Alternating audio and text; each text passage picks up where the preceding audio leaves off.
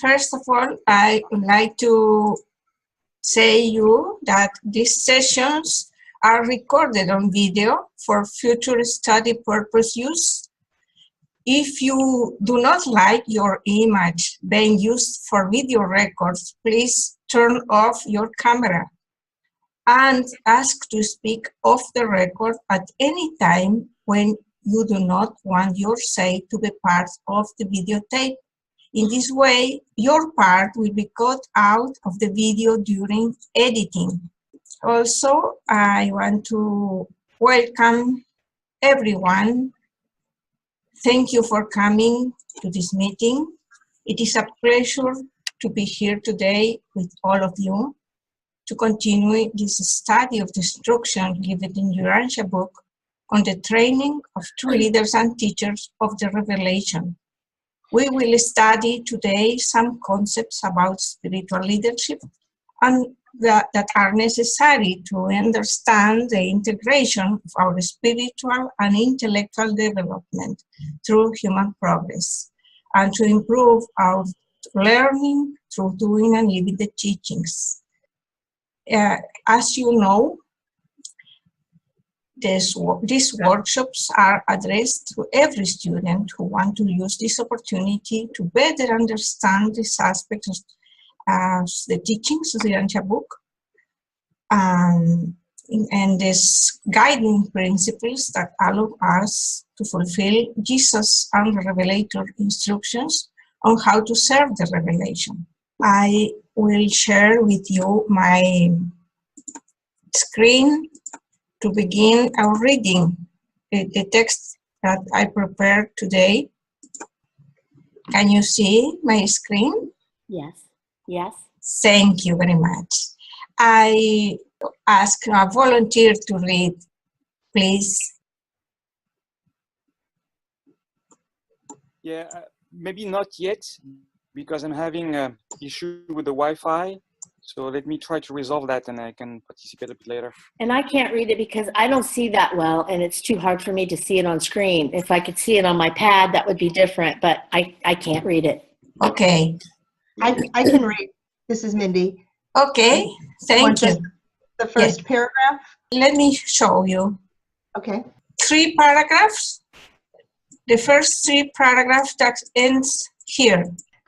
But paganized and socialized Christianity stands in need of a new contact with the uncompromised teachings of Jesus. It languishes for lack of a new vision of the Master's life on earth. A new and fuller revelation of the religion of Jesus is destined to conquer an empire of materialistic secularism and to overthrow a world sway of mechanistic naturalism.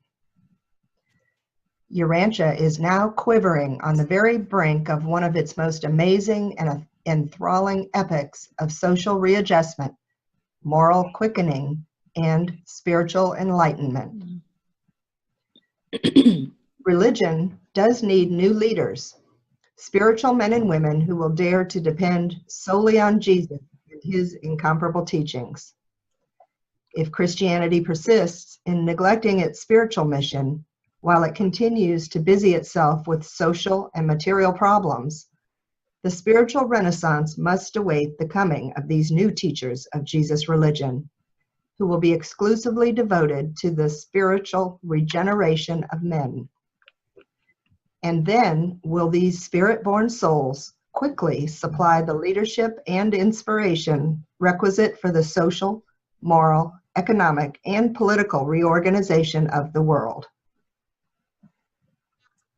When the Master had finished speaking to James Zebedee, he stepped around to the end of the table where Andrew sat, and looking at his faithful helper in the eyes, said, "Andrew, you have faithfully represented me as acting head of the ambassadors of the heavenly kingdom.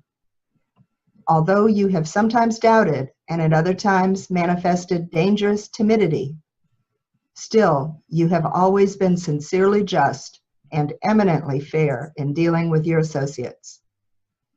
Ever since the ordination of you and your brethren as messengers of the kingdom, you have been self-governing in all group administrative affairs, except that I designated you as the acting head of these chosen ones. In no other temporal matter have I acted to direct or to influence your decisions. And this I did in order to provide for leadership in the direction of all your subsequent group deliberations. In my universe, and in my Father's universe of universes, our brethren sons are dealt with as individuals in all their spiritual relations. But in all group relationships, we unfailingly provide for definite leadership. Our kingdom is a realm of order, and where two or more will creatures act in cooperation, there is always provided the authority of leadership. Thank you. I have some questions to think together about the meanings of these quotes. In my concept, this quote is very significant, very important to understand the leaders and teachers' task today and in the future. So my questions are the following. According to the Urantia Book, a new and fuller revelation of the religion of Jesus will cause the most amazing and enthralling epochs of social readjustment, moral quickening, and spiritual enlightenment. So, do you think this is happening today? And I will stop sharing my screen to see each other. What do you think? Have you seen in this world something that indicates this is coming, this enthralling epochs of social readjustment, moral quickening, and spiritual enlightenment? What do you think? I would like to hear your views, please. When you read the news, it seems that there is none. There's no quickening, there's no spiritual awakening, but in the circles that I deal in, I see it, and the ones that I'm drawn to. I just read an article about a physicist in Massachusetts who he's a scientist, but he doesn't think that, he sees that religion and science go hand in hand, and so to hear a famous physicist say that out loud, that it's comforting.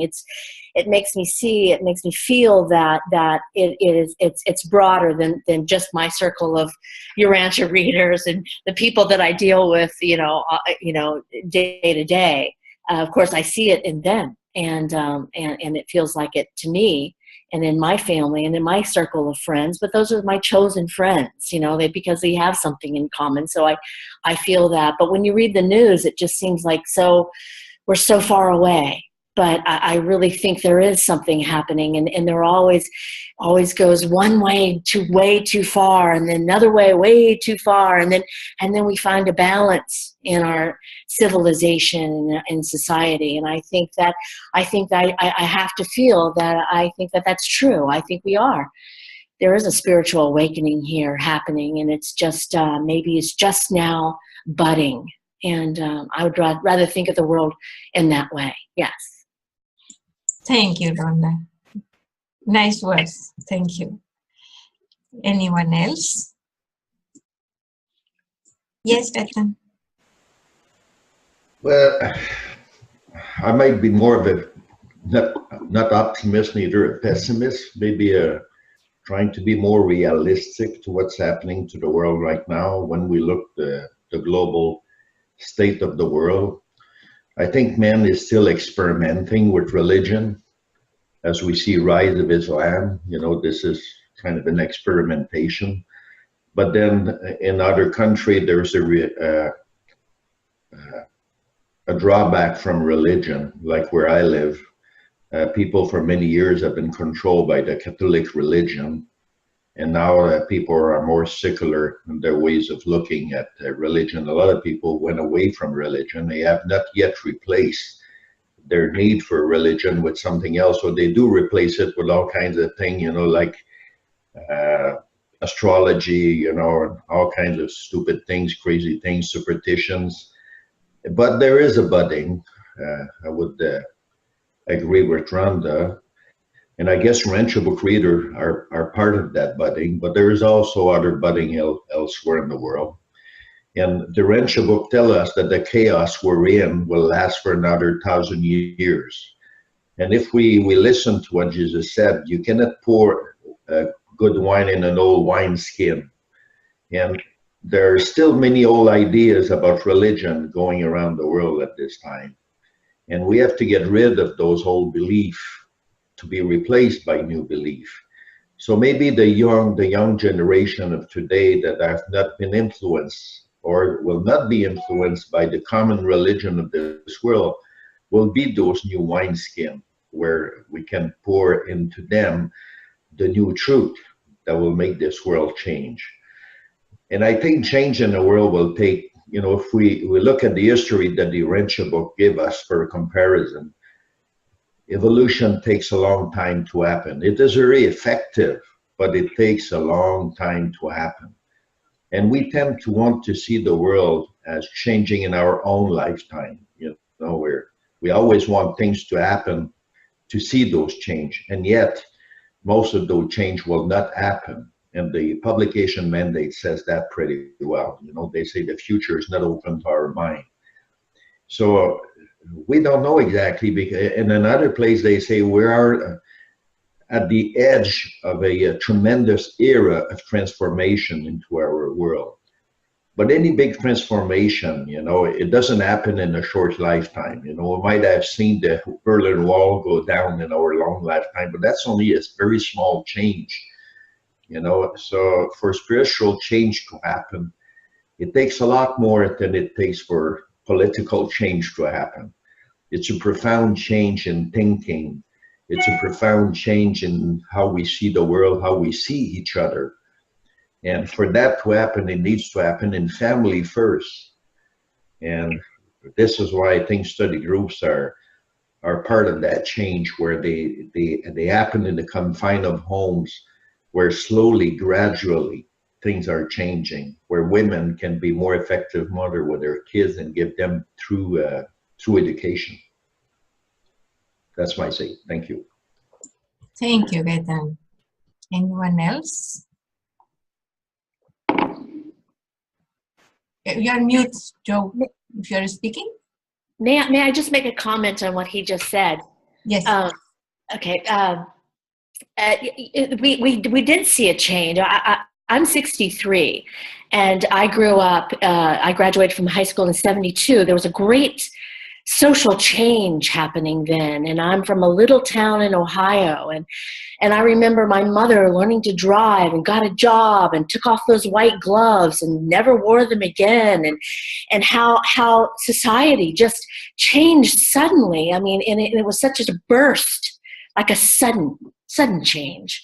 And I think that can happen. I saw it. I saw it happen in my life, and I think that these things that's real. It's a reality. Yes, evolution just plots along until suddenly something happens and it changes. And I think that we can. I know that the universe is friendly to us. It wants us to move along, and so we have to think of it that way. And I think if I guess I am a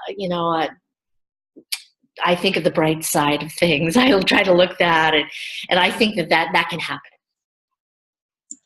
Thank you, Ron.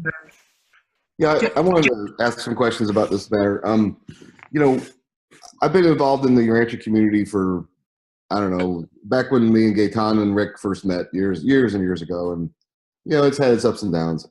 But I live in the middle of Christian Central down here in Florida, especially Baptist and some of the evangelical type movements in the Christian church. And so I've been watching it pretty closely, over the years. It's been well over about 15 years. And, getting the Urantia book out there is one approach. Having study groups is one approach to understanding the Urantia book, and also for training possible teachers, possible leaders to get out and contact others who've never heard about the Urantia book, and then another way of getting the concepts in the Urantia book out there is by not talking about the Urantia book at all, but by doing just talking about concepts and building on things that you strike up in conversations with people. And then there's, you know, the concept of the cocoon. Does anyone know what I'm talking about? The cocoon with the Christian church? Okay, in paper 170, paragraph 5, or section 5, paragraph 21, it talks about that the life and teachings of Jesus is in a cocoon inside the Christian church right now, waiting to get out, okay? So as Urantia Book readers and possibly teachers and leaders, perhaps one of our efforts should be to get inside the Christian church or bring people from the Christian church into our community so that we can help in the effort of breaking that cocoon and getting what's already there out of that cocoon that is buried very deeply in there, okay? Does anybody understand this concept? Is anybody familiar with it? I see Gaetan nodding his head. I can't see anyone else nodding their head, but that's okay.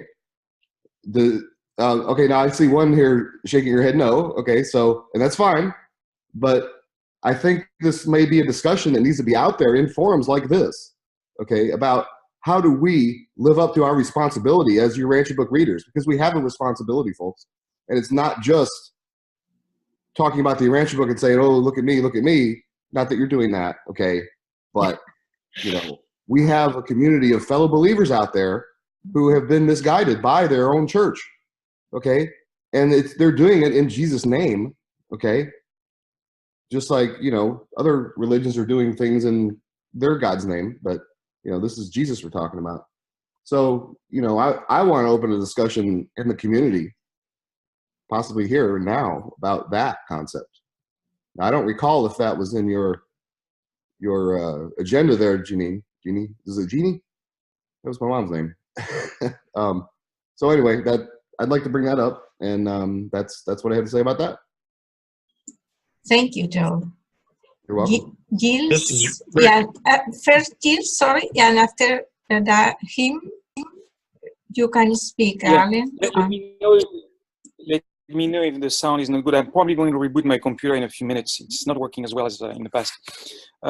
So what I wanted to say is that, a little bit echoing what Joe was saying, but probably not exactly the same thing, is that I feel that there is somewhat of a renewal in the typical Christian churches. I'm not from the church, but I have a little bit met with a number of them. And I feel like the old church with the very rigid dogmas and are kind of dying off little by little to the benefits of what we call the non-denominational churches. And I have seen one in particular in Atlanta flourishing with a great pastor. So from this standpoint, I see a transformation of the Christianity at the very least. I see a little bit of, at least what I'm exposed to a certain extent to some other religion or groups as well. I see it in the Urantia movement as well. Back in the days, I mean, I wasn't involved, and I certainly didn't want to involve with what I was witnessing with all the fights and all those that was very, very ugly. Now we see the different organizations trying to coordinate with each other I see also in a discussion, I feel like, again, I'm not an expert, I haven't been that deep in the movement, but I feel that the debate is raising up a little bit with people learning more about it and trying to practice it more. There is slow, but I would say a fairly steady evolving movement. And I feel overall in society with education, with knowledge being more broader, and there are people want less and less of are less victim of the propaganda that can be that come from churches and other places. However, on the bad side, I also see the bad guys becoming stronger and stronger as well. And I see a lot of our youth becoming very indolent. Actually, the Urantia Book mentions way back in the time it was written that there were fewer and fewer self-acting adjusters, and that was a concern. And in a certain sense, at my little scale, that is not statistically valid, but it seems to corroborate. I feel like I see a lot of indolence. I remember when I was in school, so with people who are supposed to be like thinking, and in universities with people who are doing like political science, I tried to engage in some discussion, and I remember them saying, "Oh well, no, it's just a headache and all that," and they went back to their drinks, and I was like, man, I mean, it's just nobody's interested in anything a bit serious. So to make a long story short, I feel like there is a bit of both happening, and I wonder if it's like the rebellion. The rebellion will be taken care of once everybody, in a sense, will have taken a stance, and there will be the good guys on one hand and the bad guys on the other hand of the spectrum, and there's a form of separation. And I'm wondering, I was just thinking, like if there is a little bit of that phenomenon happening in our society where those who are evolving and doing great projects, great things, and are doing it, and there is a lot of that happening, and there are the others who evolve in the opposite direction, and that's creating a gap between in the population from a spiritual standpoint. Just an idea. I'm not saying that's the case. Thank you, Gilles. I'm done. You can speak, Alan. This is Mindy here with Alan. And I was just going to say that right now, that's where I find myself working, is within a conventional Christian church in a leadership capacity, and not overtly using the Urantia book, but using it, obviously it informs my worldview and informs everything that I do. And I find that, I can get a lot out of that myself. For instance, a week or two ago, I'm not normally a teacher. I'm more of an administrative kind of person, but I was filling in as an adult Sunday school teacher and had a lesson about the covenant with Abraham, and, studied that from the Urantia book perspective and from the biblical perspective, and kind of correlated some of those ideas, to even within the Bible, that it says that all of the followers of Jesus are heirs to that covenant. And so thinking of it in those terms, and even, within the words there in the Bible, you can find the same truths that are in the Urantia book, if you know what you're looking for. And it's also concepts that I'm familiar with, even through like a 12-step program, where, we trust everything to God, that our part in it is to stick close to God and try to follow His direction to the best of our ability, and that it's His responsibility to care for us and meet our needs. And, that's what the Urantia book teaches too, as far as the covenant between God and humanity, is that, He'll care for us. We just need to stick close to Him. But for me, the reason that, it's kind of, it just happened that I ended up in a church, because I was caring for my father, who is elderly, and for whom church was an integral part of his life. So I ended up in a church where, due to the nature of the teaching being so backward, I would not have been there on my own. But we're getting ready to have a change in pastors, and I'm the one who's heading up that effort, because our old pastor is retiring. So hopefully I'll be able to have some sort of influence and communicating with every, all of the different leaders. And what I'm learning more than anything is, that we're all followers of Jesus, that, I'm having to put that into practice, what we learn in the Urantia book, that we don't have to think alike or see alike in order to spiritually be alike, and that we're, working together in unison, even though, we may have different viewpoints. And how everything seems so polarized now between the left and the right, and conservative and progressive. And we know from the Urantia book that even we have angels of progress and we have angels of the churches that, you know, sometimes seem to be in opposition to one another as far as which direction things are going. But what Jesus prayed for in praying for us and praying for unity was that by the way that we love each other, that's going to show the world that his message was true. And in this world where, you know, the right can't stand the left, if we can show that we love each other, that's going to, you know, that's going to stand in contrast to the world. So that's it. Thanks. Thank you. What's your name? Sorry. What is your name? Mindy Williams. Mindy. Nice. Thank you, Mindy. Anyone else have some thought to share? I would like to ask some questions about Minnie's experience in the church over there. Is that okay? Yeah, is that okay, Please. Minnie? What part of the country is this church? I'm in Florida.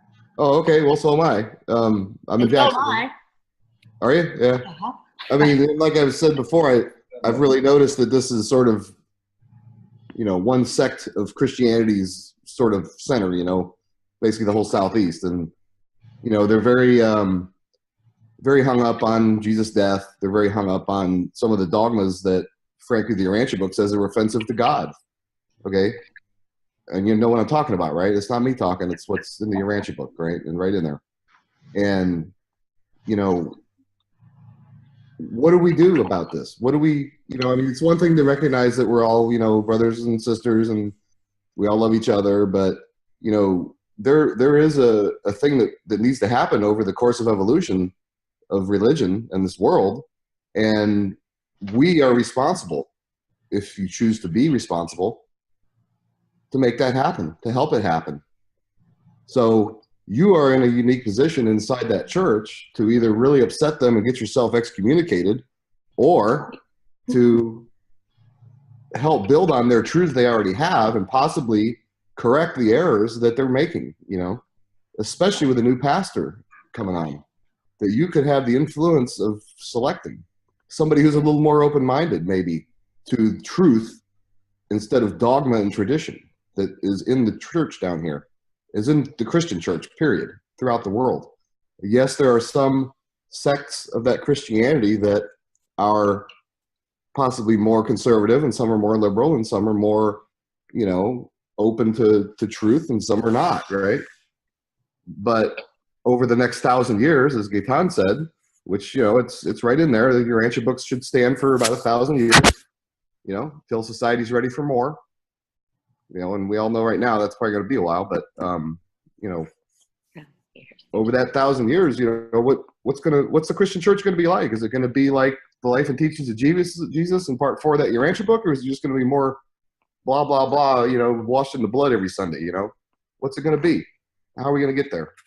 So I'm trying to, you know, sort of get that out there. And if anybody has anything to say about this that disagrees or thinks I'm full of it or whatever, I am open to discussion, because this discussion needs to happen. I've been watching this community for 15 years, okay? And they're doing a great job with the Urantia book. But it's more than that, a lot more, okay? We are the teachers and leaders. And we need to decide what we're going to do, people, okay? So, thank you. Gaetan. Raise your hand. Go ahead, Gaetan. Whoever. First Gaetan, Well, after Rhonda. Yeah, I like this idea of, that Joe said about the cocoon, you know, in the church, and what Mindy said. And I've always encouraged people within my study group to be part of the church. And we've had people that have experience with the Catholic Church and being involved in catechism, you know, class with young children. They had great success. But how do we get past the dogma of the church? That's quite a question. You know, that's quite a challenge. So, you know, I always enjoy hearing stories of people that are involved in their own church and how they go about to break that cocoon, how to go about to bring those new truths. or to revive the truth that's already there within the church. And this is what Jesus did. You know, he always picked on the truth and expanded that truth. That's the way he found that with, you know, if you want to remove darkness from a room, you turn on the light. So truth is the same thing. You know, if you want to remove the bad thing or the wrong things, then the falsehood, then you need to bring out more light from that truth that's buried in there. So, you know, we should, like Joe said, there's a good challenge there, and we need to be about that. You know, as teachers and leaders, we need to encourage people to be more involved in their own church, but involve and not try to recreate the wheel, but learn from others' experience. You know, so we need those people that have those true experience, life-changing experience, being involved in their own church and being able to gradually help that church changes you to share those stories with others as an example. And we need to create that so people, you know, will be encouraged to go back to their church and use those techniques. You know, we can build on the experience of some and give an example. And I think leadership has to do with that. If we know Jesus, how he went about, we know how he did it, and we do that into our own life, then we can share with others how we do it. And then some people might find, you know, hope in doing this and help to change gradually the message. And I've had to wrestle with this thing about the redemption dogma, you know, that's in the church, and talk with people. There are ways to go around that, you know, by exemplifying the love of God and talking about God the Father. This is what Jesus said all the time. You know, God is our Father, is a loving Father, and we are His Son. And by parallelism, we are all brothers. So this is my thought. Thank you. Thank you, Gaetan. Rhonda?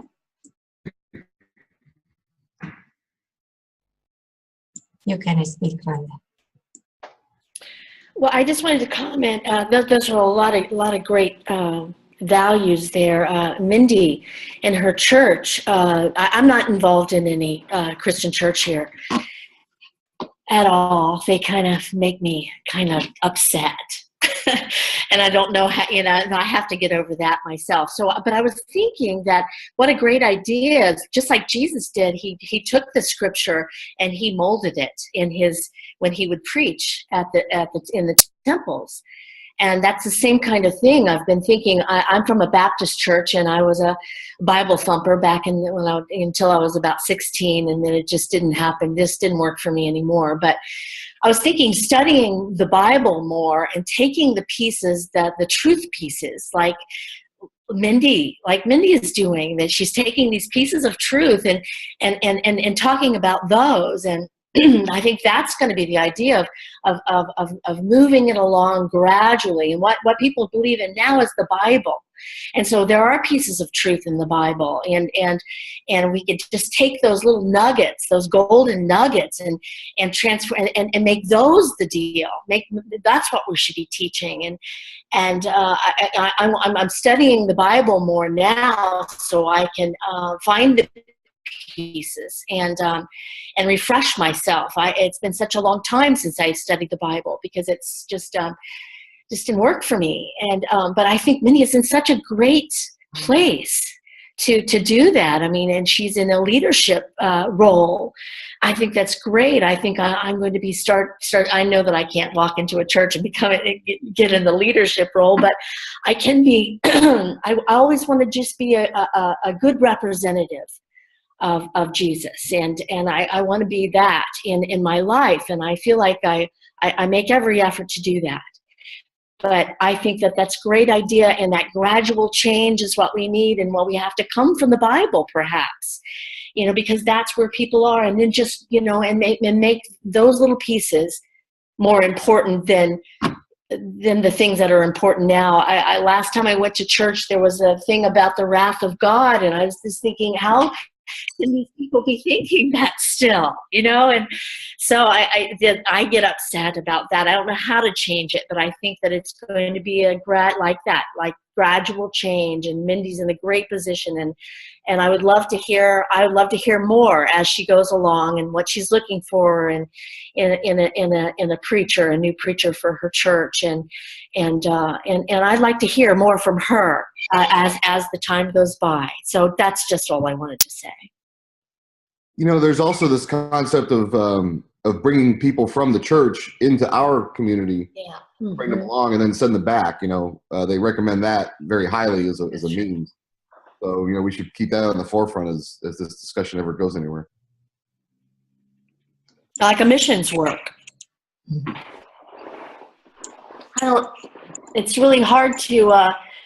It's really hard if people are into the Bible and have these set things. It's really hard to convince them, or they almost don't want to talk to you anymore if you say something that's derogatory to their hardcore beliefs. You know what I've noticed with them a lot of, with the Christian community, you have those that are concerned with personal salvation, and as long as they're hearing "I'm saved," that's all they want to hear, and those you need to move on.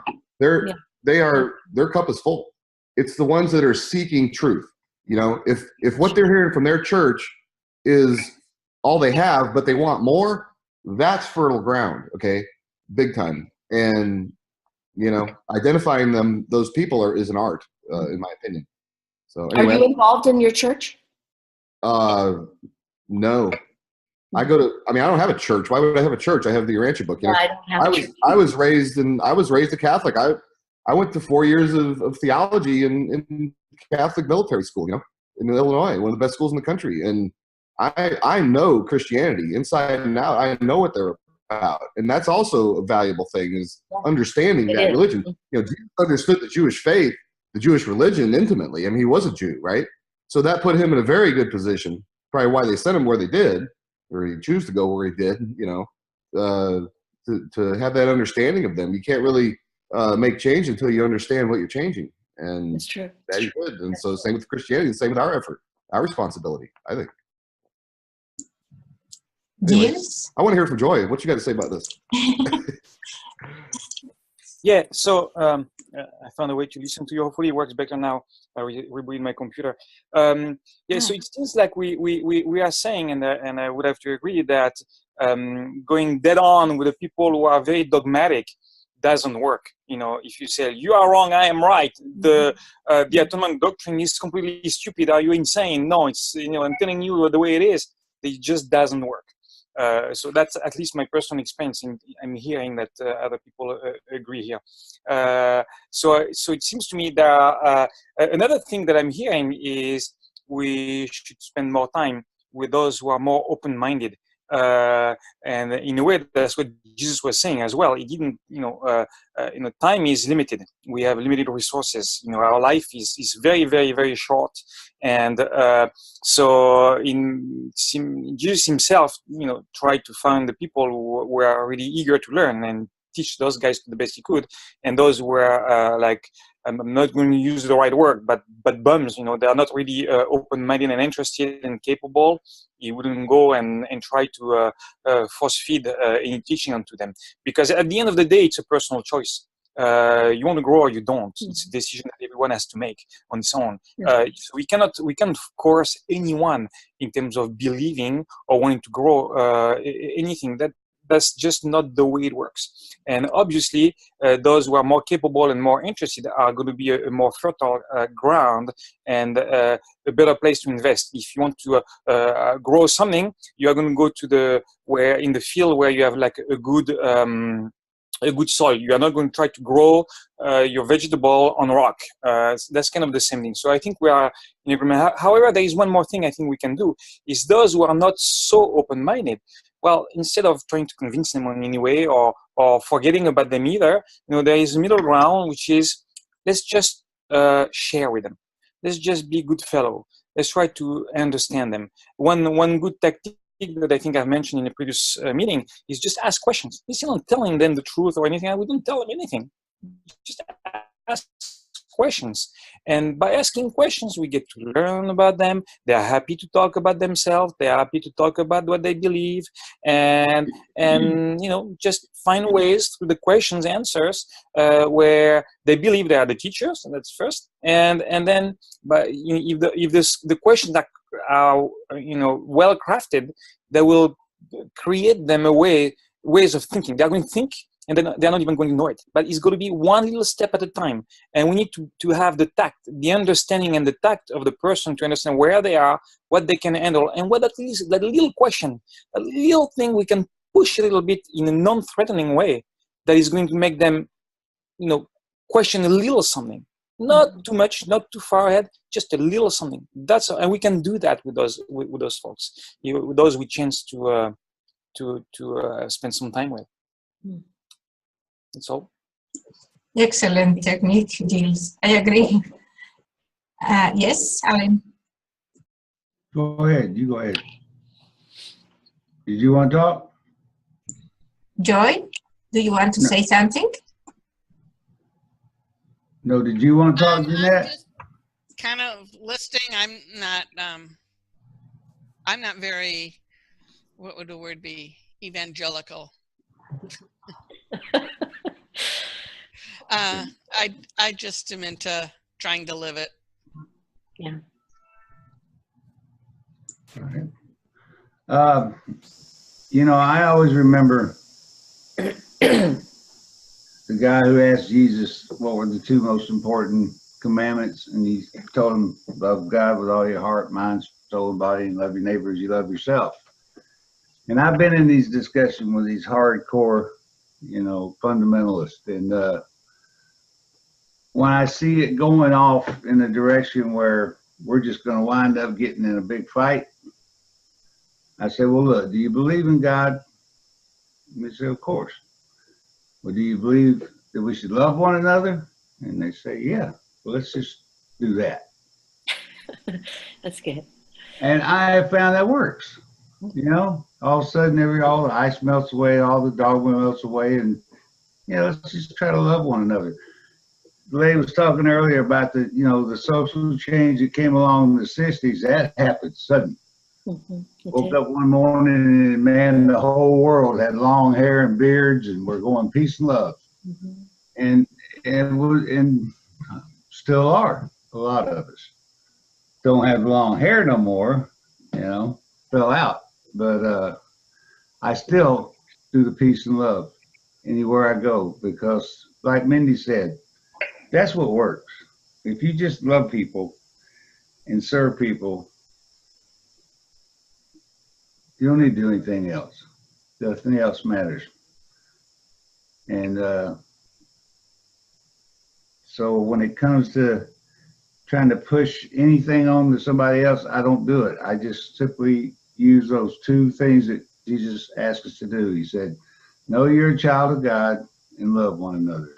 And that is so simple that most of us have, it's just over our heads. It can't be that simple, but it is that simple. If we can just be convinced ourselves, and we can get others convinced that they're children of God, and that all we got to do is love one another, we will have peace on earth and goodwill towards men.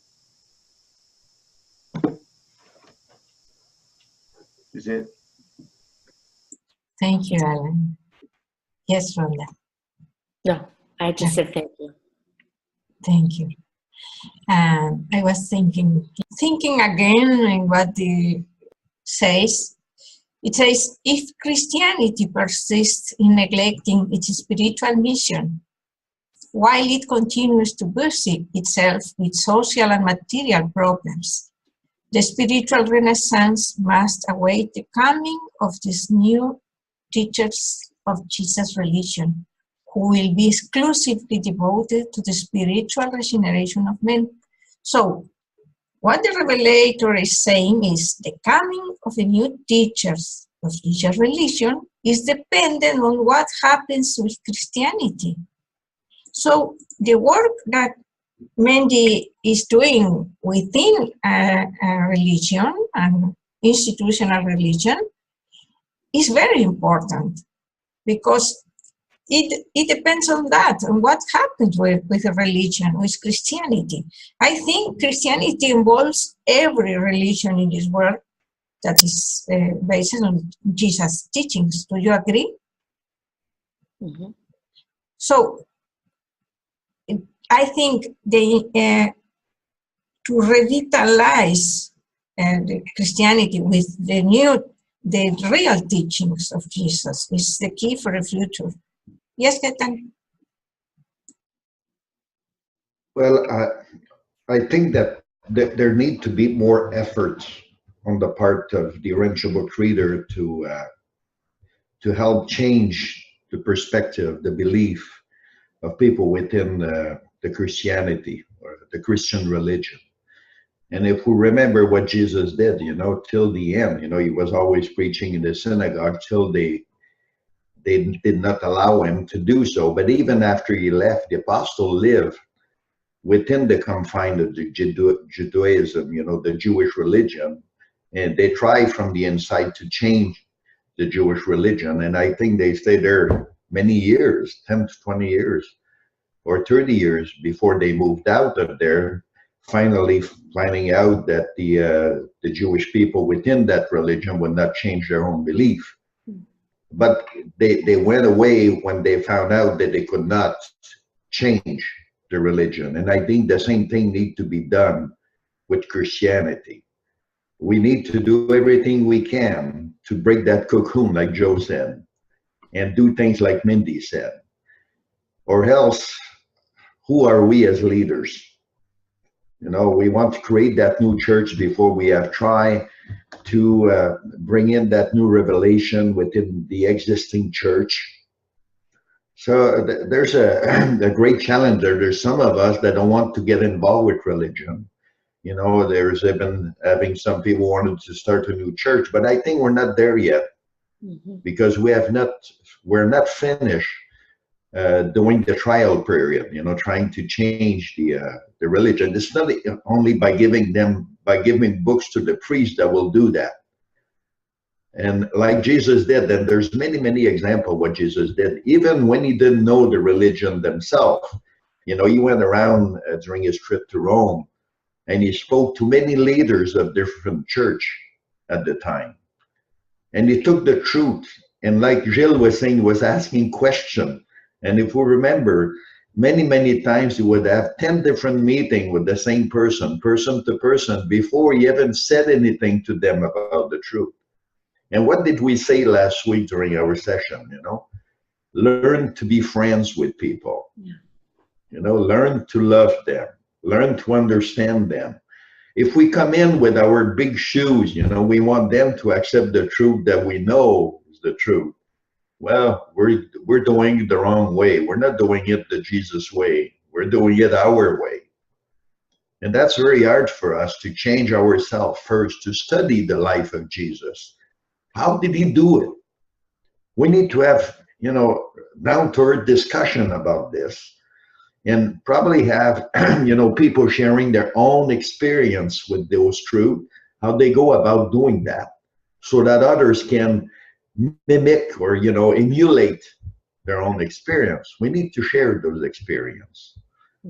And I think if we do that for a long period of time, gradually, some people within if the church doesn't change, then there'll come a time when, I don't know, but it'll come a time, either they will reject us completely, they will reject those truths, and then we'll know the time is right for those new leaders that will come out and proclaim the real religion of Jesus. Not about Jesus, but his teaching. And this is where it hurts. I've seen too many people knowing the Urantia Book going about talking about Jesus all the time. That's been tried before. This is the religion about Jesus. And the Urantia Book tell us much about that. We need to be about the religion of Jesus, his religion. What was it? What was his message? Not talk about him all the time. We can pray to him, we can ask him for his help, but we must refrain from calling on his name all the time, especially if we do that with religion that are not, private to Jesus, like the Muslim people. So there's a lot of work we need to be doing, a lot of work. Thank you. Yes, it's true. Great too. Thank you, Ketan. Joy, do you want to speak? Okay. Uh, I'm not feeling the need to say anything. Thank you. Thank you. Rhonda, please. Well, I was just thinking about, oh, I lost my train of thought. Sorry. I'll get back. Oh, I know what it is. The new generations, as the generations, I mean, these hardcore, I'm hoping, well, I'm thinking that maybe this hardcore stuff perhaps will die off as new generations come, you know, people have new ideas and the new generation, this Christianity is just not, it's not good enough for them. Doesn't make enough sense for them. And churches are, well, you see on televangelists, they seem to have huge crowds, but my children and my friends of my children, I see that they're searching for something, and this current teachings of Christianity are just not making it for them. I mean, some of them are taking comparative religion courses in school just to get an idea of what's out there, what else is out there, what else can I, you know, hang my hat on. So I'm thinking that maybe as generations come in, things will change, and it won't be so hard as rock that some of this, like the gentleman says that the fundamentalists in Eastern Florida, it's just hard as a rock, and you can't get in. You can't make them see anything else. They can't see anything else. Well, you know, the new generation, the next generation, and the next generation, and it'll be less and less. I'm hoping, and I think that I feel like that's what's happening. You know, I have two young children, 26 and 28. And they are, and they're friends, and we have discussions about that. Nobody has read the Urantia book, not even my children. They know a lot of the stories, but they have not read the book. And but I think that that's what's going to be the change is new generations. Thank you, Rhonda. Joe? I would agree with most of what I heard there. You know, I think that we do need to take a more active approach, though, and kind of do our best to direct it in the direction that we know it needs to go. And you know, it's a common thing on this world that, you know, whatever you believe is okay, and that's true, I suppose, from a social standpoint. But you know, they made great effort to give us something that sort of corrects our errors and gives us direction. And, you know, it doesn't tell us we should do anything, but it does give us all this information to make our own decisions. And some of those decisions and directions are unmistakable, in my opinion, you know, in the book. And one of them, I think, is to help Jesus' gospel along. And all his gospel really was, you know, the fatherhood of God and brotherhood of man. And the Christian church has the fatherhood of God thing down pretty good. But I'm sorry, but they're missing the whole brotherhood thing.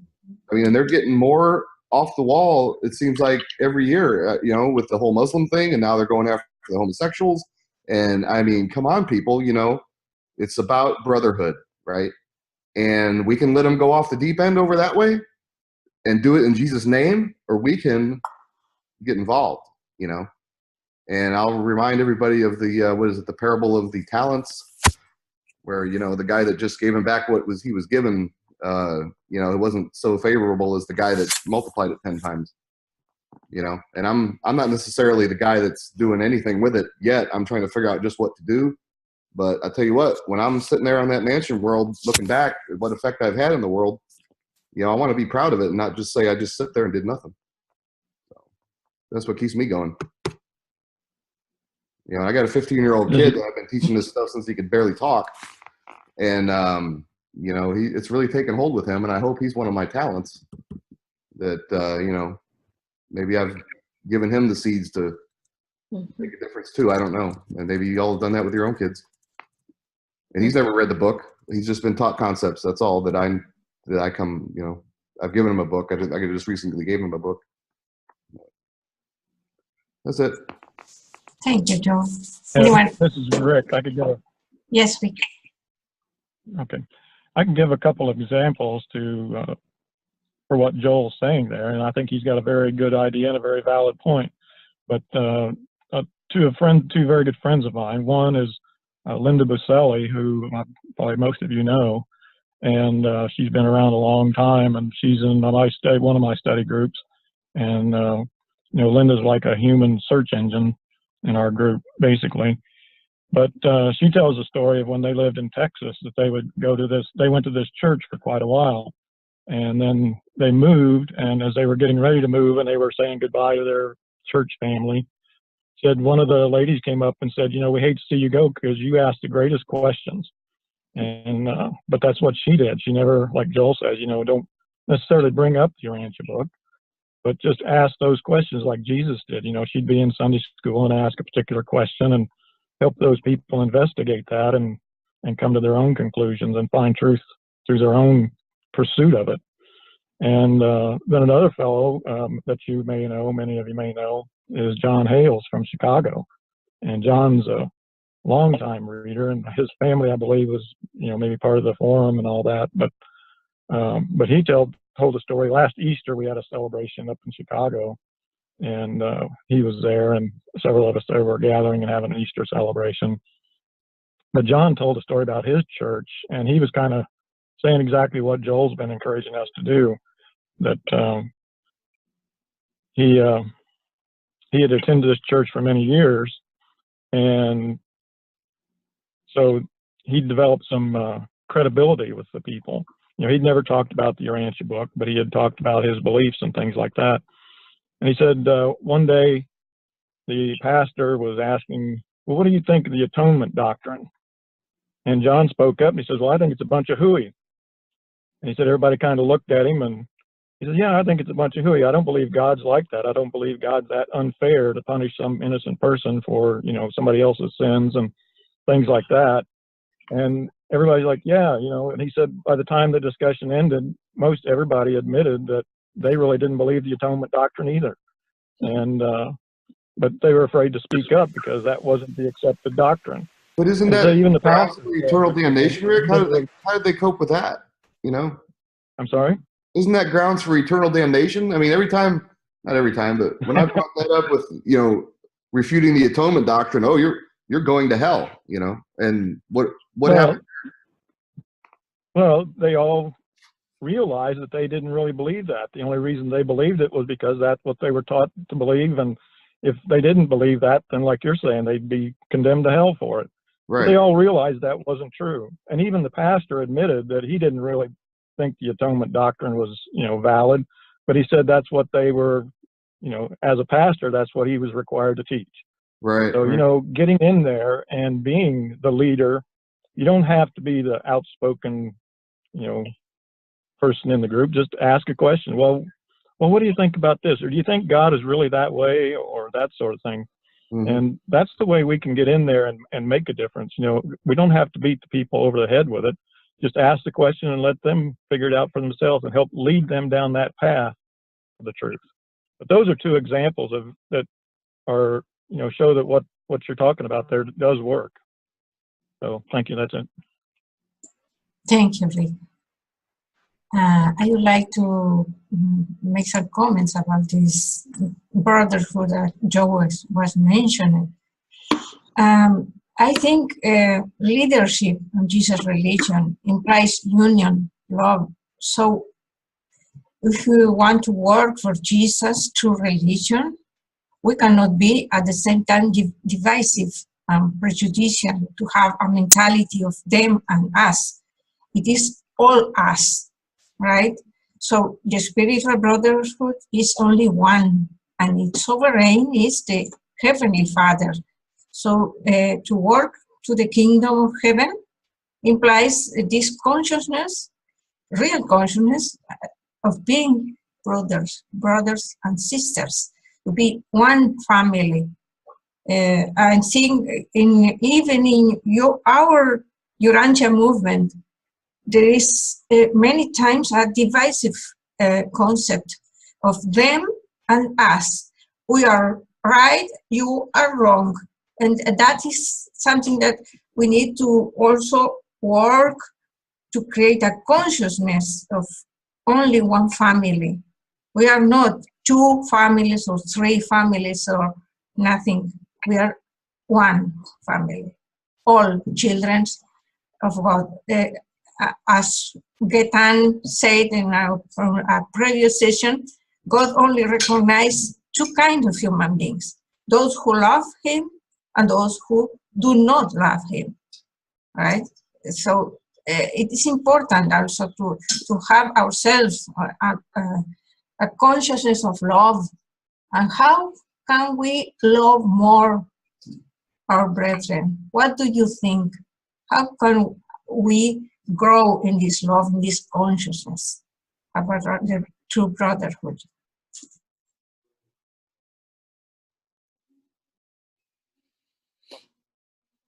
Yes, Lynn. I think this is something that does not happen all of a sudden, to love all the world.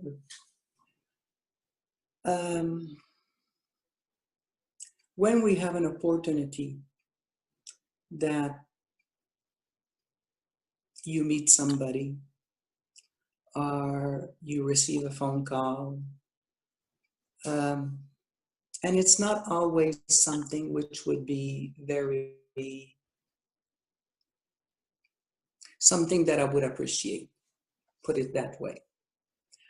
Of course, then I would become more conscious that there is something that I need to work on, and it's to love my brother or my sister. Because like I said, I cannot love everybody in Saint-Sophie, but I can love one more person, one more neighbor at the time, when I encounter them, to be kind with them, to be respectful of them, and thinking they are a child of God. And they have a thought adjuster just like me, This would be some kind of way for me to love more, to think more of the brotherhood. This is what I want to share. Thank you, Lynn. Yes, John, do you want to speak?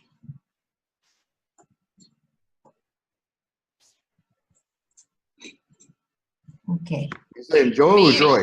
Joy? No, John, I think. Oh, John, okay.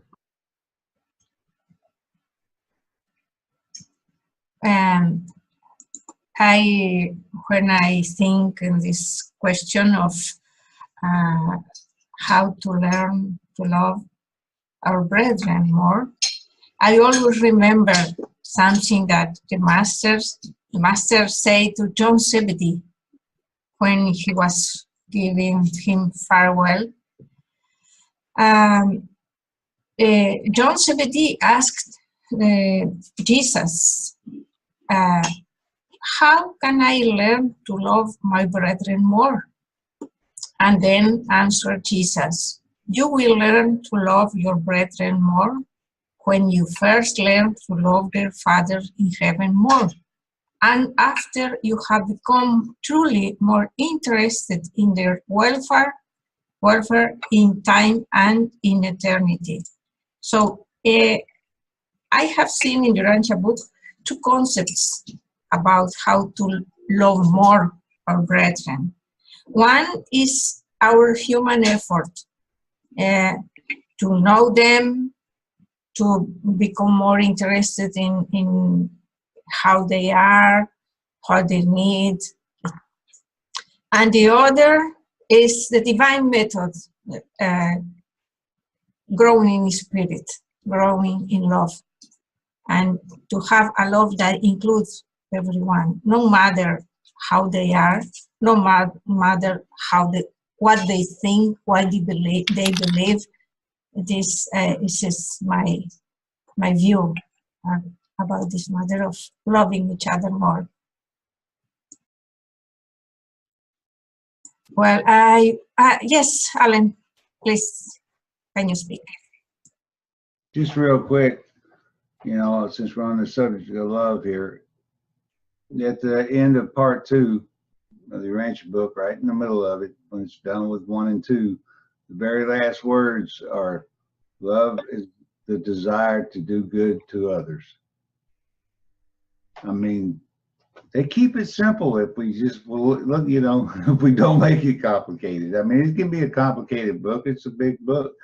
But they throw in those little gems like that. And in a nutshell, you want to know what love is?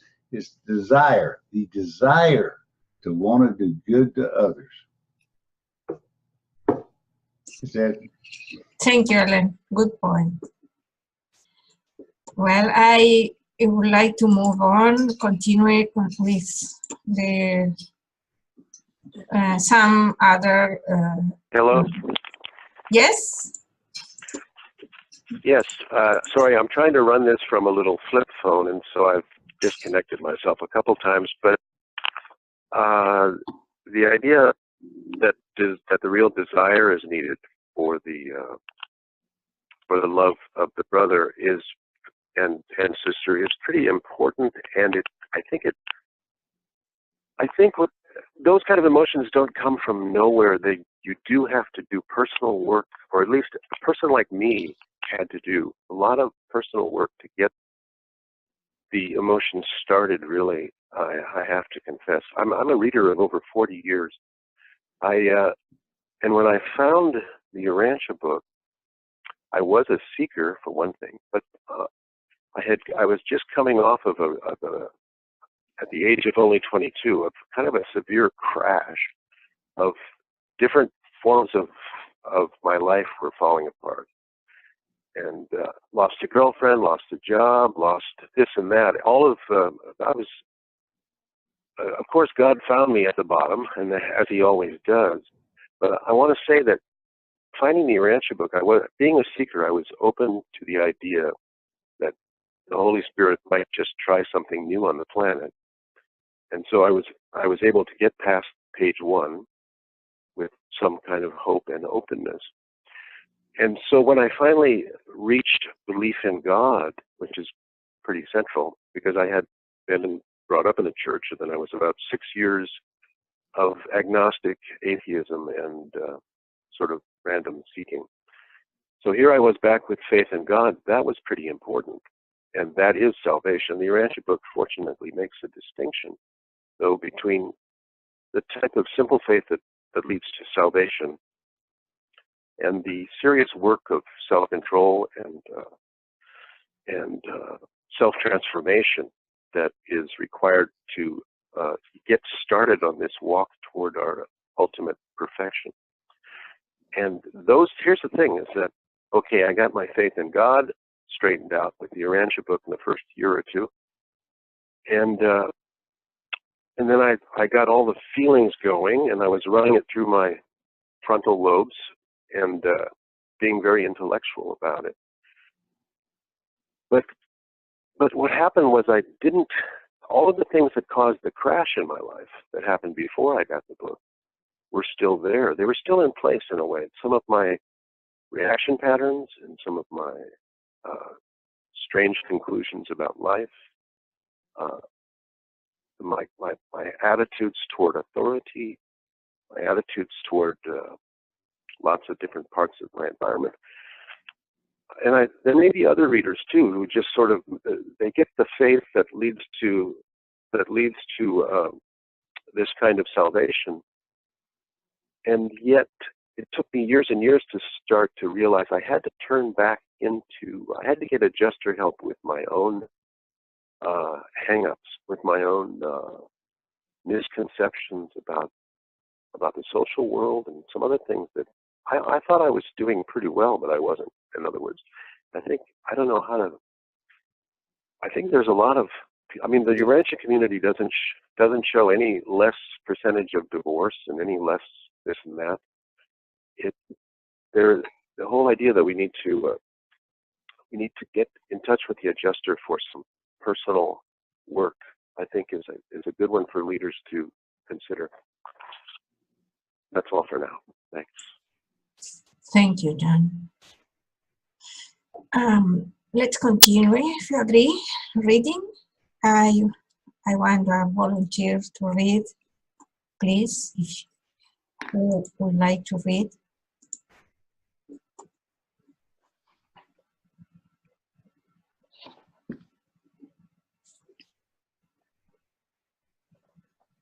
A volunteer?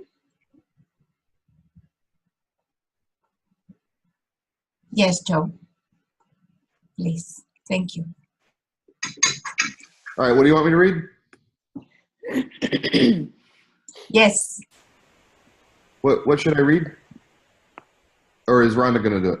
No. Oh, okay. Oh, that right. Oh, all that. Okay. The hour is striking for a rediscovery of the true and original foundations of present-day distorted and compromised Christianity, the real life and teachings of Jesus. The religion of Jesus does indeed dominate and transform its believers, demanding that men dedicate their lives to seeking for a knowledge of the will of the Father in heaven and requiring that the energies of living can be consecrated to the unselfish service of the brotherhood of man. The realization of religion never has been, and never will be dependent on great learning or clever logic. It is spiritual insight, and that is just the reason why some of the world's greatest religious teachers, even the prophets, have sometimes possessed so little of the wisdom of the world. Religious faith is available alike to the learned and the unlearned. The common people heard Jesus gladly, and they will again respond to the presentations of his sincere human life of consecrated religious motivation if such truths shall again be proclaimed to the world. The people heard him gladly because he was one of them, an unpretentious layman. The world's greatest religious teacher was indeed a layman. You who would be the under-shepherds of my father's flocks must not only be worthy leaders, but you must also feed the flock with good food. You are not true shepherds unless you lead your flocks into green pastures and beside still waters. Jesus said, let me emphatically state this eternal truth, if you, by truth coordination, learn to exemplify in your lives this beautiful wholeness of righteousness, your fellow men will then seek after you that they may gain what you have so acquired. The measure wherewith truth seekers are drawn to you represents the measure of your truth endowment, your righteousness. The extent to which you have to go with your message to the people is, in a way, the measure of your failure to live the whole or religious life, the truth coordinated life. So this is saying we should be taking action, not just sitting around talking about it, right? And this, which your eyes now behold, not that that's what we're doing, I'm just saying that's what's in this paragraph here. And this which your eyes now behold, the small beginning of 12 commonplace men, shall multiply and grow until eventually the whole earth shall be filled with the praise of my Father. And it will not be so much by the words you speak as by the lives you lead, that men will know you have been with me and have learned the realities of the kingdom. Wow. Thank you, Joe. You're welcome. I think I selected this fraction of concepts on the Urantia book because, in my view, they depicts the main concept of being a leader and teacher. We saw in the first reading that it is the Father and Michael who gives the authority of leadership when someone is working to the kingdom of heaven. When two or more people get together to work to the kingdom, it is the Father and or Michael who gives the authority of leadership. And here, Joe read to us that, say Jesus, you who would be the under-shepherds of my Father's flocks must not only be worthy leaders.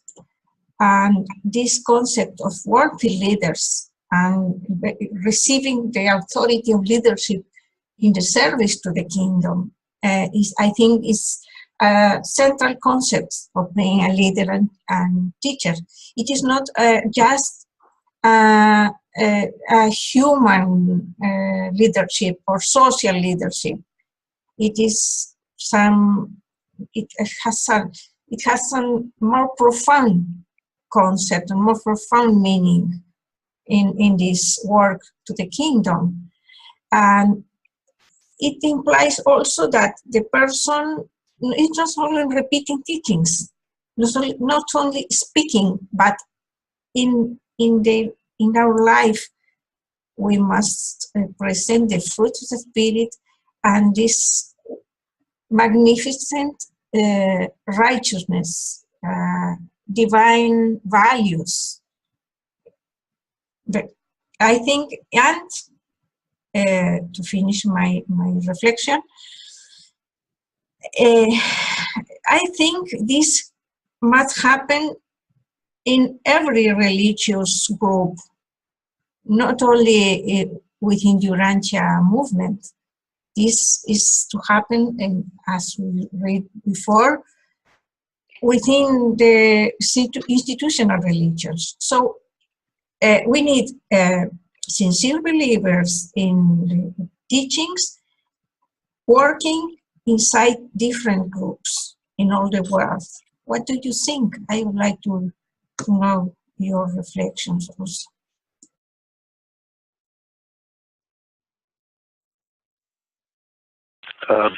I have something. Let me get off speaker. Yes. Okay. My experience with churches. Let me see. I was about 8 years with the Episcopalians and 3 or so years with the Methodist Church. I'm out west, and so we get more liberal Christianity out here. We don't. If there's any kind of severe atonement doctrines, they're kind of under the radar, and people are. Most of the Christians I've met are just really sweet people, and they do seem to have saving faith. They're just sort of hung up on that level of wondering why they can't love everybody, what's going on with me, and why is my desire not full, and why am I unfulfilled, and that kind of stuff is happening. But they're not. They're usually talked to about the teachings of Jesus beyond the theological hang-up stuff. So, and some of them the churches are kind of needy too. I mean, some of these churches have mostly old people in them, whereas the evangelicals, there's a lot more youth. So I'm not sure about where some of these more liberal churches are going. But I mean, I was on the vestry, and about 1 year after making a pledge for a year, I was suddenly on the vestry, and I served a 3-year term, and then became the treasurer and served a 3-year term. But I never tried to teach the Urantia book while I was there. It was more like what the others have said, what Mindy and others have said about how you just try to make sure that the pot is cooking more of Jesus' teachings than of the teachings that are kind of astray. You just kind of try to encourage the good stuff. That's all for now. Thank you, Tom. Anyone else? Yes, Mindy.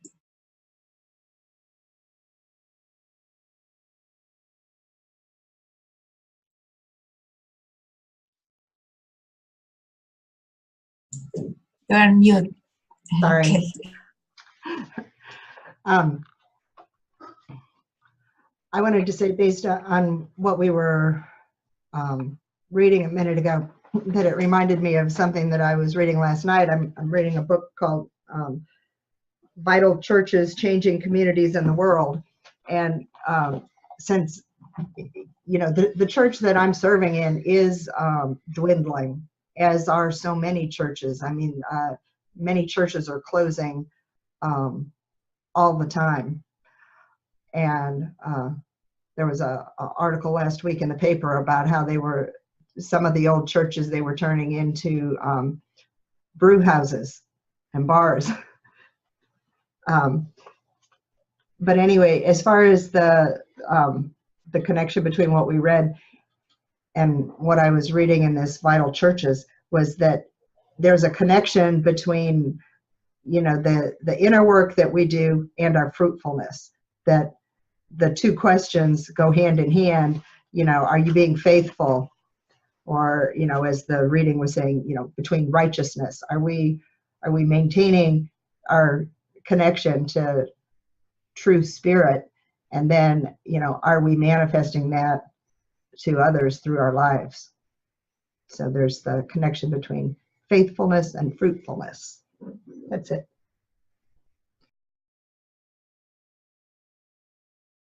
Thank you, Mandy.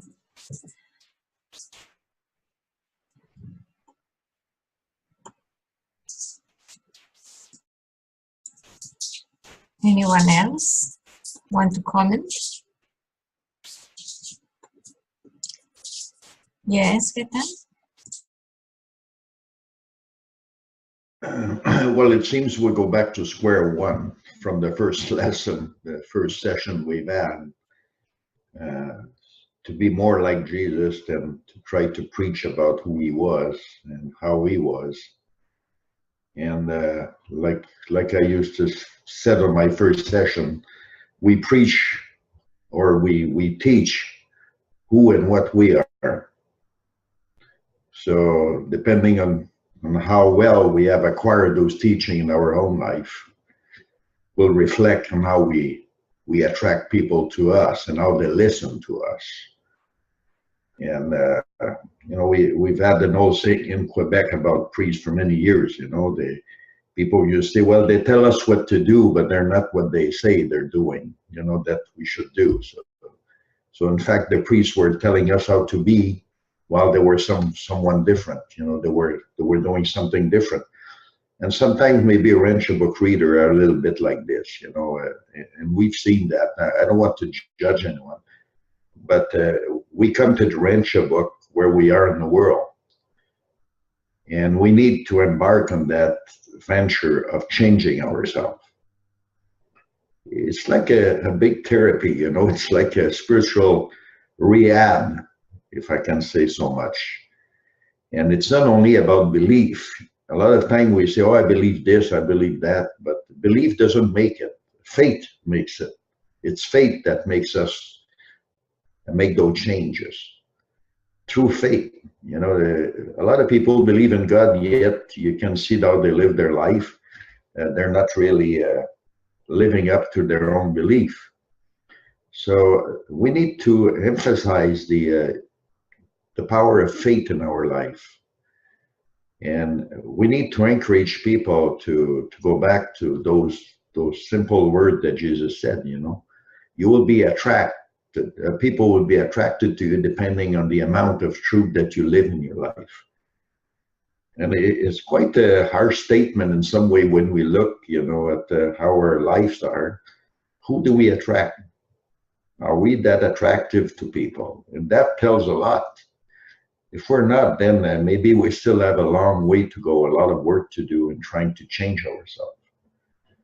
So before we become good teachers, we can practice at being good teacher, but we need to practice in acquiring those teaching in our own life. A teacher I believe a teacher needs to integrate those truths that he wants to teach. And that's the best way to teach. You always teach best what you are. And that will have a lasting influence on people. This is loyalty to the truth. Remember when it says, you know, children are more impressed by the loyalty of their parents than by the example of their life. Well, loyalty to truth. How do we live those truths?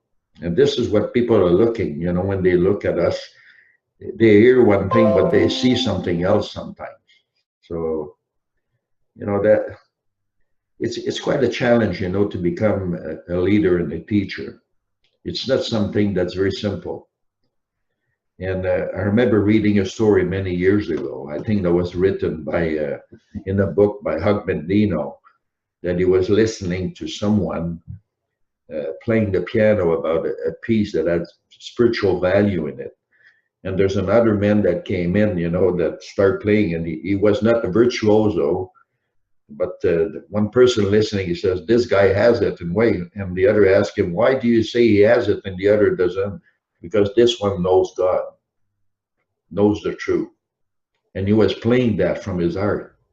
And sometimes we play too much with our own mind, you know, we want to impress people with our own belief, you know, with our own knowledge.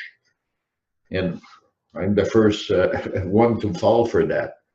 You know, we have to be honest with oneself, you know, to see where we took the wrong step.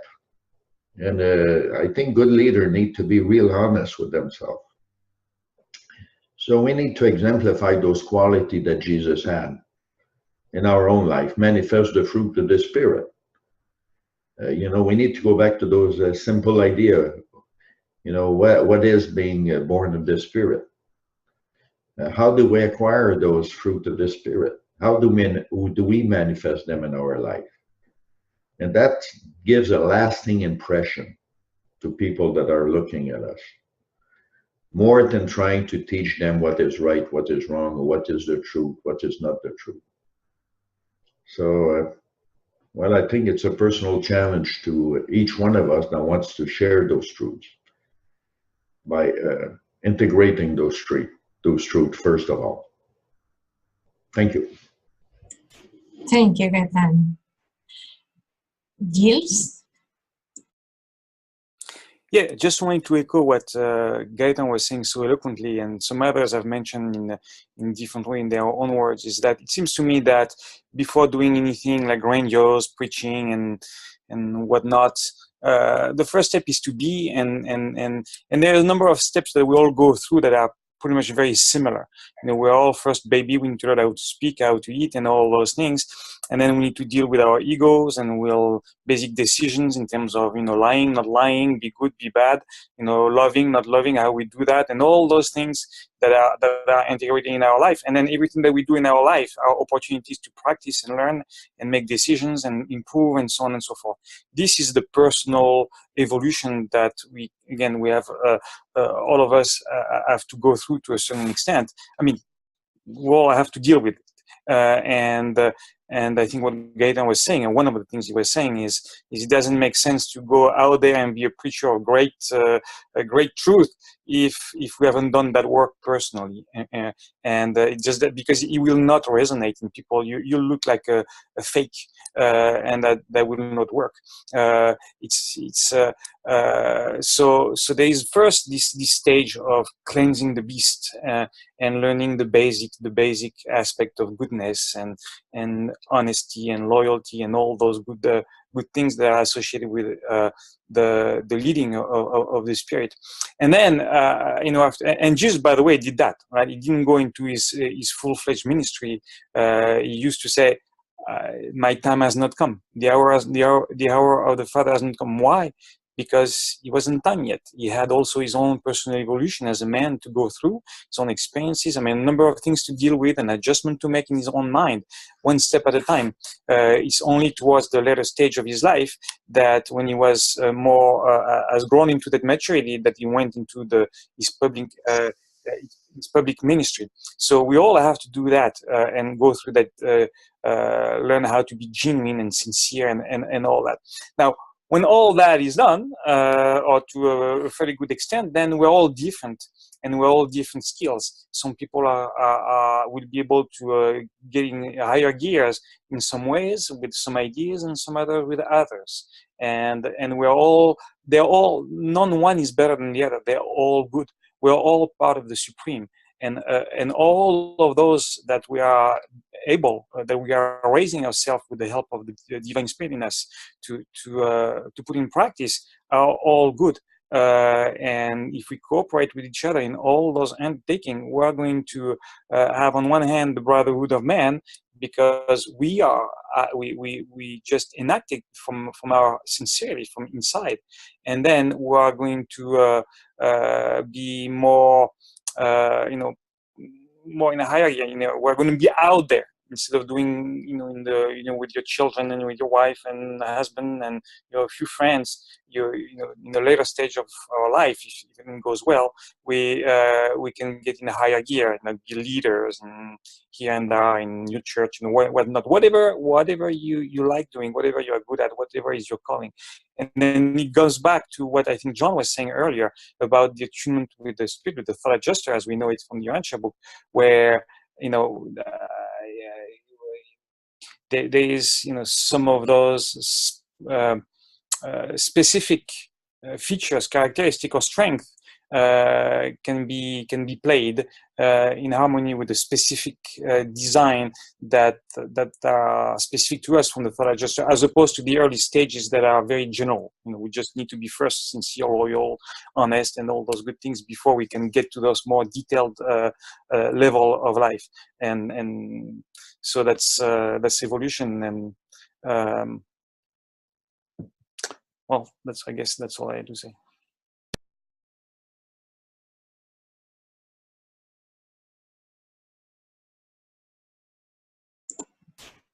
Anyone else would like to share?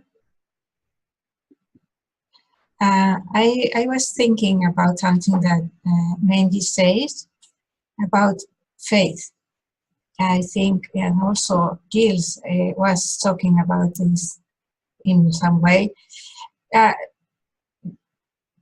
you think is in spiritual transforming that our Father gives to us? The Master spoke too much about experiential faith. I would like to ask you, what is your concept about experiential faith, living faith? What do you think we can get this faith, this living faith?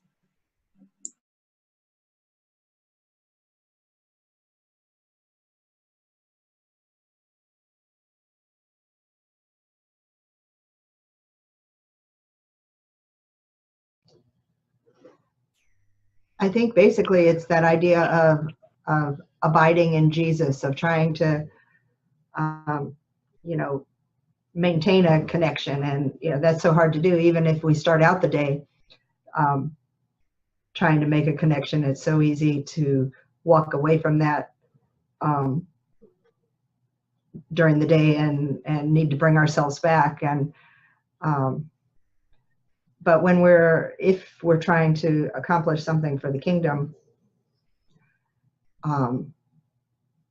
then, it's entirely dependent upon our ability to do that, because everything that you see that's done, we can bring glory to God, because you can look at something and you can say, that could have never happened if it weren't for God, because it's not that I'm so powerful or such a great leader or this or that or anything else, but it's that by walking step by step with God, then we can look back and see how God was working all the time, even though in faith we had to, we couldn't see it at the time. We had to keep taking the steps to bring us there. But for me, it's always in hindsight that I can see that God was working all along. Thank you, Marie. Yes, Gilles? Yeah, so first thing I want to say what it is not. And it is not, taking a bunch of quotes from a book, even as great as a book as the Urantia book, and saying, "Well, bling, bling, here it is. This is the truth. This is and faith and love and all those great things." This is great, and those quotes and books and are helping a stepping stone. They are helping us grow and asking us questions and so on and so forth. But that's not what living faith is, in my opinion. The way if I speak of my personal experience, the two key elements are one, truth seeking. So start by not saying, well, I know. Well, you start by saying, I don't know, but I want to know. So then what? Because if you don't desire, or if you feel that you already have and you are defending already a position without by dogmas and whatever reason education, then you're not going to go very far. So you need to start by desiring to know the truth and not believing that you have it. So let your ego on the side. And the second thing is being genuine. So you need to be very sincere about this search. And I think if you are sincere and you desire to know the truth, then as you go in life, you ask yourself questions, you deal with life. You have to deal with life. Every single moment, every single interaction. They are not grand just decisions as we can think of it. Well, we're going to preach and this truth and how do we? No. It's just dealing with like right now, the moments, the person you're dealing with your kids, with your spouse, at work, all of these, but with the perspective of those questions and the sincere question that you ask, and you wonder, what is it for? Why, and how do you get better? And then through experience, then things happen. And this is not words. It's not things you can easily explain or put words into it. But or you could, but it requires effort. But first comes this kind of, I don't want to use the word feeling because I don't want to call about the emotion aspect of it. But this kind of something that is, you just know when you get it. And this happens one day at a time, one experience at a time. But again, truth seeking and sincerity first and foremost, and then the living spirit will be part of the experience. Thank you. Yes, Lynn. Okay, I have something. Last week, Gaitan mentioned the chapter toward the end of the book, The Faith of Jesus, and recommended it to our reading. And I did have a chance to look at it this week. And what I noticed on the topic of living faith, of course, the words come in that chapter. And but there's this wonderful paragraph about what prayer was for Jesus, and it says, Jesus never, I'm on page 2089, Jesus never prayed as a religious duty. To him, prayer was a sincere expression of spiritual attitude. There's some other things that go into this paragraph. They call it an invigoration of higher inclinations, and they call it a consecration of impulse. They call prayer for Jesus avoidance of emotional tension, prevention of conflict, ennoblement of desire, revelation of courage, proclamation of discovery, validation of consecration. These are all things that happen in the presence of the adjuster in prayer. If you take prayer as a living thing, that the very last thing, it is the mighty mobilization of the combined soul powers to withstand all human tendencies toward selfishness, evil, and sin.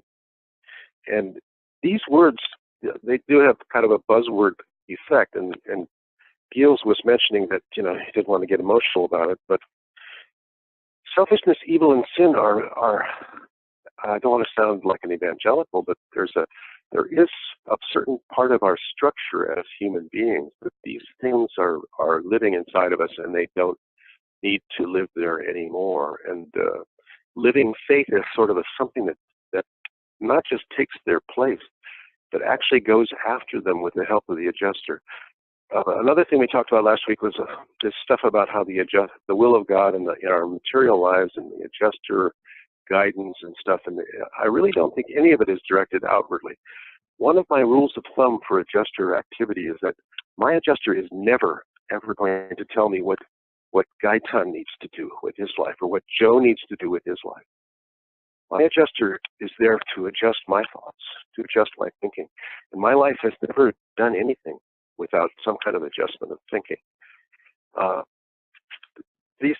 There really is a whole, I think that the leadership of our community needs to really start going inward and start working with what's keeping us. I mean, I'm in my 60s now, and so I look around and I say, okay, life sort of took place, and it was quite a struggle, and I raised 2 kids, and I'm still married and about to retire, but what have I done for Jesus Christ? I'm not sure. this is a time of life when I'm not gathering in my chips right now. I'm sort of wondering if I have anything at all.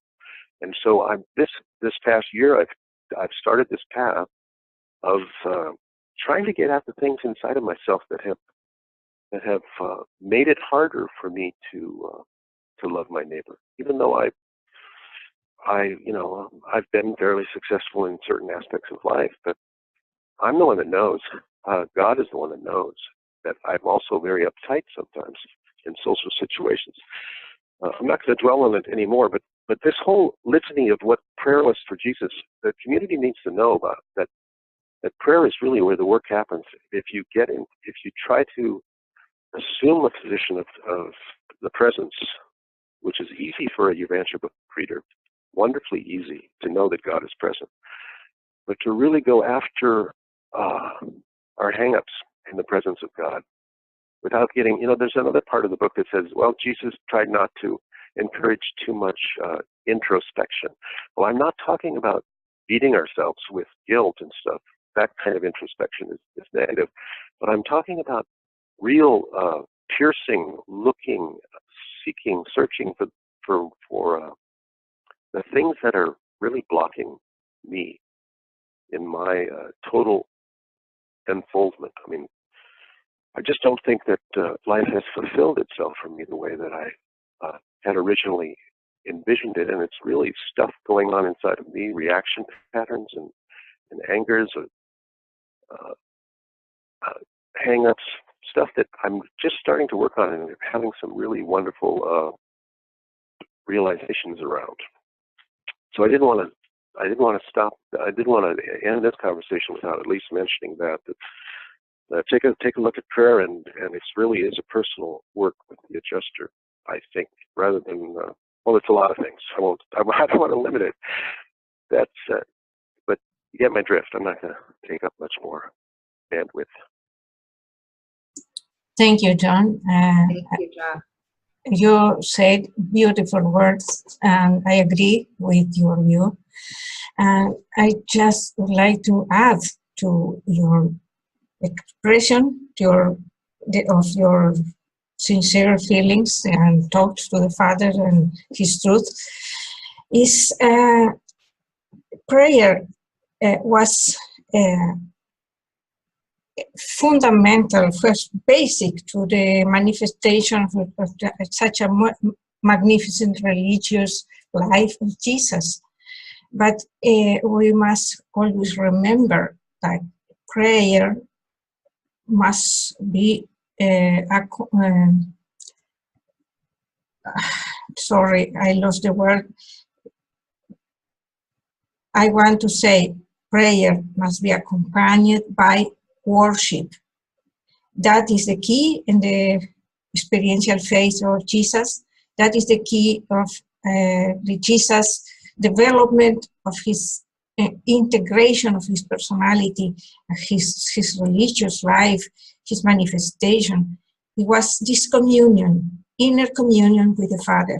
When you present our needs to the Father, when you open our naked soul, our needs, our desires, our etc., everything that we need, what we are in front of the Father, we need to be in communion, silent receptivity, without effort, like the Revelation says, to be receptive, because our Father, we need to open the heart and mind and soul to the Father, to his action within ourselves. This is the key in the Urantia Book teachings to our religious growth. In this communion, so necessary, so essential to our personal growth and our manifestation of this, the fruit of the Spirit and divine values, this reception. It's true that in worship we do not expect, we do not ask nor expect to receive anything. But this does not mean that we do not receive anything. There's are two different concepts. In worship, we receive transformation, strength, divine energies, everything we need to have a healthy inner life in communion with the Father, and to work with more effectiveness to the progress of the revelation in this world. This is, in my experience, this has been an amazing experience, an amazing transformation. I have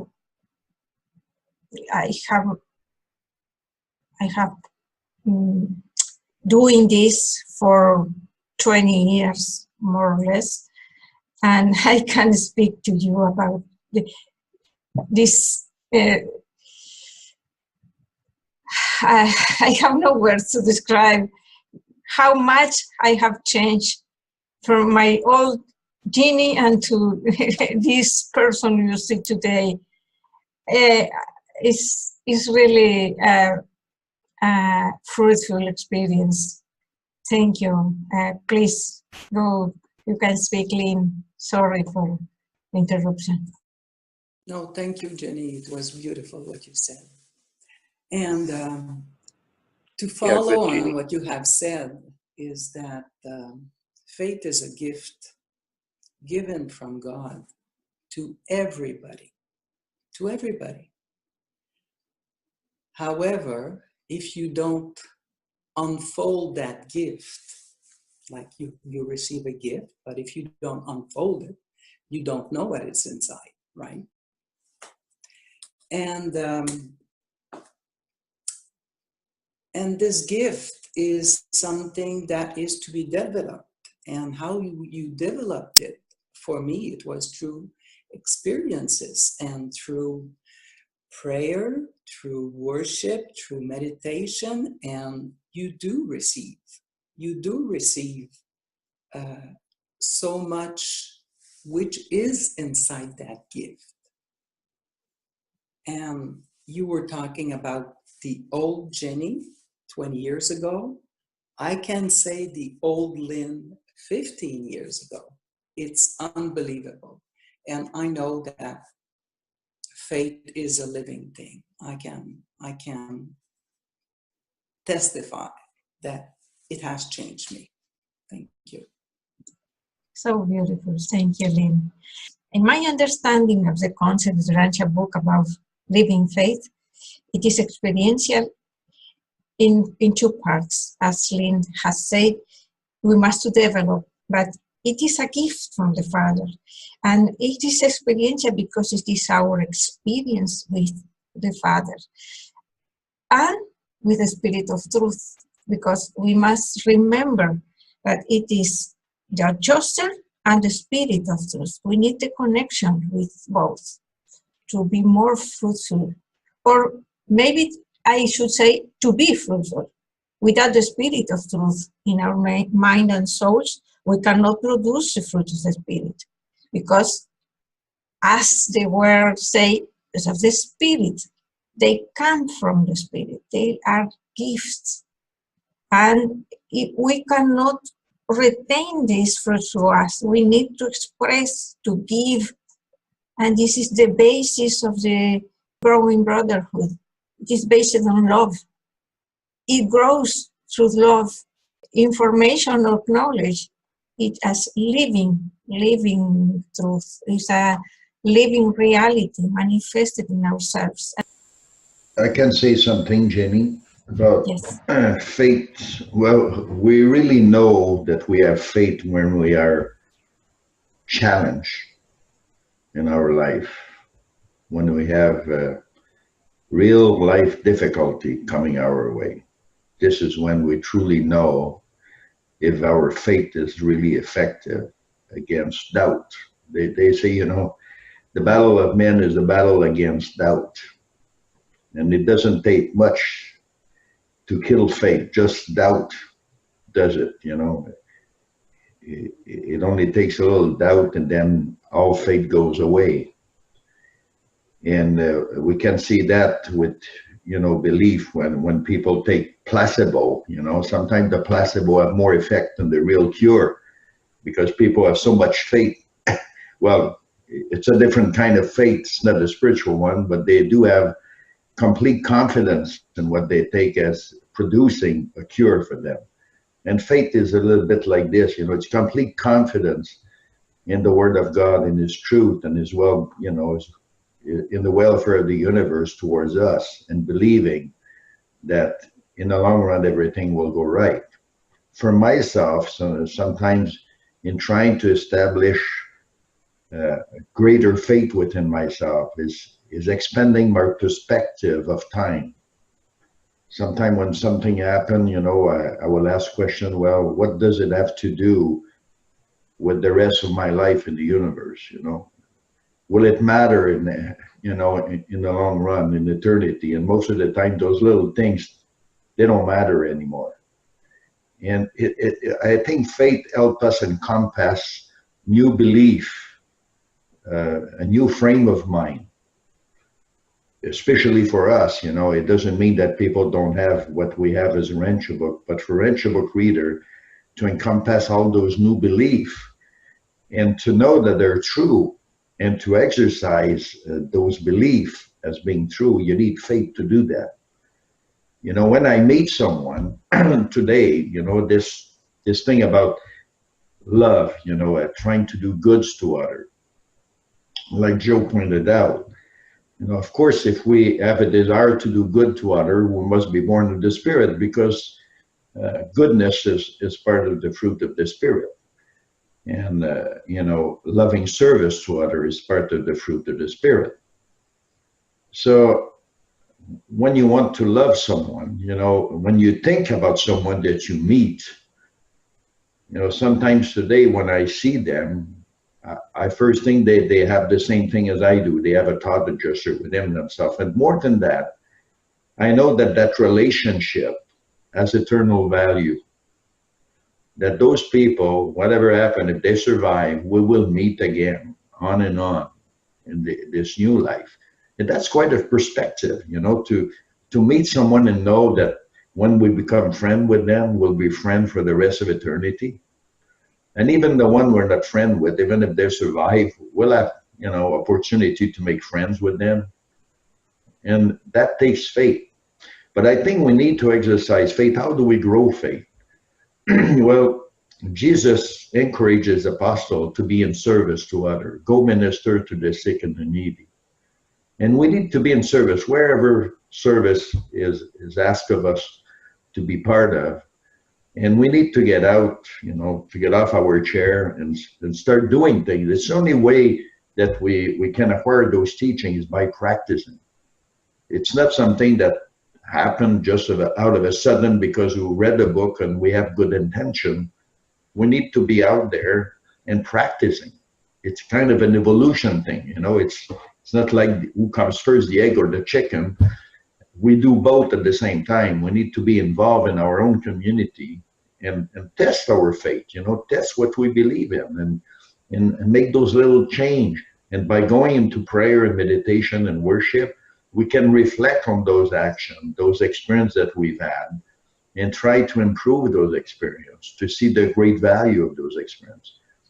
And without meditating about those experiences, there's nothing that we can accomplish, because we need to go back what we're trying to do. We need to think about that. We need to ask for the help of God to do that with Him as a partner. And there's a great saying in the Urantia Book, when man goes in partnership with God, great things may and will happen, you know. So this is faith, you know, it requires faith, and especially when we're trying to help people that are suffering, you know, and we're powerless in trying to, you know, relieve their pain in some way. But with God, we know that He can help us do that, give us the right word, give us the, you know, the right mean by which those people can be in some way alleviated from those fear, from those pain. And, you know, I think service is one of the greatest ways to acquire more faith and to practice. There's nothing that's acquired without experience. Thank you. Thank you. Yes, Mandy. I know we're almost done, but just to add on to what Gaetan was saying there, I had a few minutes ago looked up one of the quotes that I enjoy so much, is that the need to have both the prayer, meditation, worship, and the service contact. And this is from paper 91, Evolution of Prayer. It said, Jesus often took his apostles away by themselves for short periods to engage in meditation and prayer. But for the most part, he kept them in service contact with the multitudes. The soul of man requires spiritual exercise as well as spiritual nourishment. Excellent. Yeah. I thank you, everyone. Today was beautiful and very, very instructive session.